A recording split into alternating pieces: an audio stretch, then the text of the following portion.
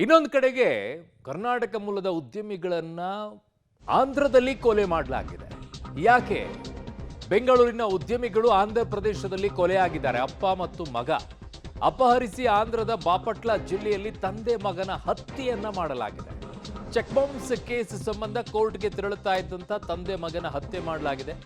ಕತ್ತು ಕೊಯ್ದು ಕೊಲೆ ಮಾಡಿದ್ದಾರೆ ಕಿಡಿಗೇಡಿಗಳು. ಜಮೀನು ಮತ್ತು ಹಣಕಾಸು ವಿಚಾರಕ್ಕೆ ಕೊಲೆ ಮಾಡಿರುವಂತಹ ಶಂಕೆ ಈಗ ವ್ಯಕ್ತವಾಗ್ತಾ ಇದೆ. ಕಾಡುಗೋಡಿಯ ವೀರಸ್ವಾಮಿ ರೆಡ್ಡಿ ಮತ್ತು ಪುತ್ರ ಪ್ರಶಾಂತ್ನ ಹತ್ಯೆಯನ್ನ ಮಾಡಲಾಗಿದ್ದಾರೆ. ಕತ್ತು ಸೀಳಿ ಬಿಜೆಪಿಯಲ್ಲಿ ಗುರುತಿಸಿಕೊಂಡಿದ್ದು ವೀರಸ್ವಾಮಿ ರೆಡ್ಡಿ ಮತ್ತು ಅವರ ಮಗ.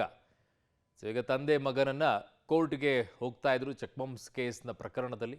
ಆ ಸಂದರ್ಭದಲ್ಲಿ ಇಬ್ಬರನ್ನ ಕತ್ತು ಸೀಳಿ ಕೊಲೆ ಮಾಡಿರುವಂತಹ ಪ್ರಕರಣ ಈಗ ಬೆಳಕಿಗೆ ಬರ್ತಾ ಇದೆ. ತಂದೆ ಮತ್ತು ಮಗ ಇಬ್ಬರನ್ನ ಕೂಡ ಕೊಲೆ ಮಾಡಲಾಗಿದೆ.